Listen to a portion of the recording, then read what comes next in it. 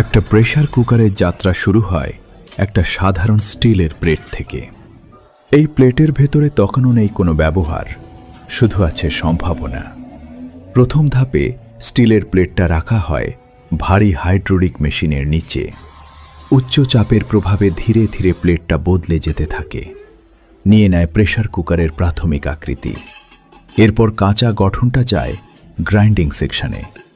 ভেতরের অংশ এবং বাইরের অংশ দুটোই আলাদা করে গ্রাইন্ড করা হয়, যাতে কোনো ধার, খসখসে ভাব বা অসমান পৃষ্ঠ না থাকে। পরের ধাপে প্রেস মেশিনে কুকারের উপরের অংশটাকে সুনির্দিষ্ট কোণে বেঁকিয়ে নেওয়া হয়। এই আকৃতি নির্ধারণ করে ঢাকনার ফিটিং এবং চাপ ধরে রাখার ক্ষমতা।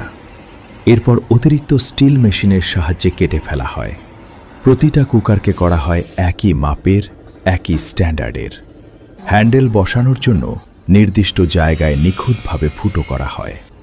এই ধাপে সামান্য ভুলও পুরো প্রোডাকশনকে প্রভাবিত করতে পারে। এরপর কুকার যায় পলিশিং সেকশনে। মেশিনের ঘর্ষণে স্টিলের গা ধীরে ধীরে মসৃণ ও চকচকে হয়ে ওঠে। চকচকে হয়ে যাওয়ার পর শুরু হয় অ্যাসেম্বলি।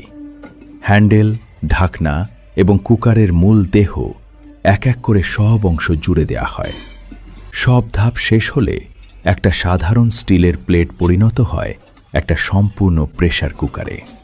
কারখানার এই নিয়ন্ত্রিত প্রক্রিয়ার মধ্য দিয়েই প্রতিদিন তৈরি হয় রান্নাঘরের নির্ভরযোগ্য এক যন্ত্র।